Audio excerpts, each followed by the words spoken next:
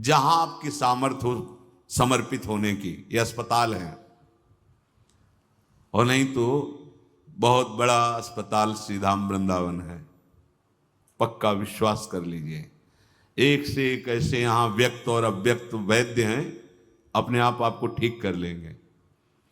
जब उपासक बहुत ध्यान से सुनना, अंदर से ये बात सोच लेता है कि मैंने अपने आप को देख लिया, अब मैं विकार रहित नहीं हो पाऊंगा, मेरी सामर्थ्य नहीं। मैं अपने मन को विकार बढ़ावा करने वाले जो विचार हैं, संकल्प है, उनको नहीं रोक पाऊंगा। मतलब बीमारी हद से ज्यादा बढ़ गई है। तो अब इसके लिए सदगुरुदेव की शरणागति आवश्यक है। भगवान से प्रार्थना करें, जैसे जानकारी की जाती, भाई हमको अमुक अमुक रोग है, आपकी जानकारी में है कोई ऐसा डॉक्टर, ऐसा अस्पताल? तो फिर लोग बताने लगते हैं। ऐसे ही हम अपनी बात भगवान से करें, भगवान मैं बहुत बड़ा मरीज हो चुका हूं, काम क्रोध लोभ मोह मद मत्सर ईर्ष्या द्वेष आदि का। नाथ आप बताओ कौन सा हमारे योग्य डॉक्टर, हमारे योग्य।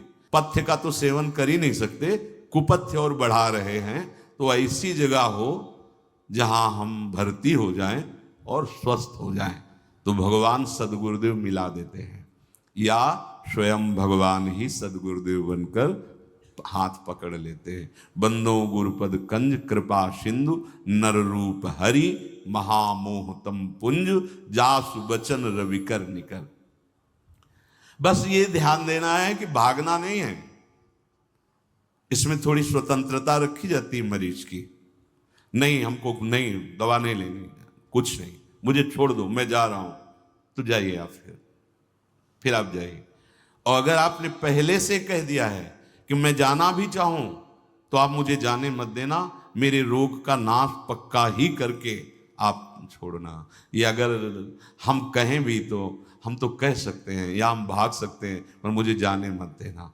ऐसे ही भगवान से प्रार्थना की जाती है कि प्रभु हम आपको भूल सकते हैं, हम आपको छोड़ने की चेष्टा कर सकते हैं, पर आप मुझे कभी मत छोड़ना।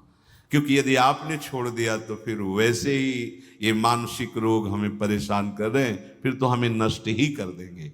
तो यदि अस्पताल का आपने पूर्ण रूप से आश्रय ले लिया तो कंपाउंडर, नर्स, डॉक्टर ये बहुत जोर के हैं। क्या? भगवान की कृपा शक्ति काम करने लगती है। ये अक्षरशः सत्य है।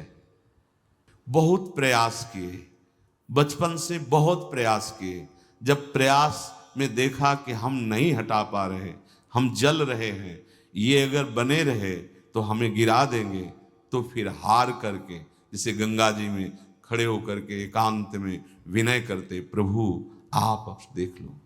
एक रास्ता बचता है, भगवान को पुकारना, भगवान का आश्रय लेकर उनके बल से ये बात विश्वास बैठा लेना कि जरूर जरूर प्रभु हमें ठीक कर देंगे। वो ठीक कर देते हैं।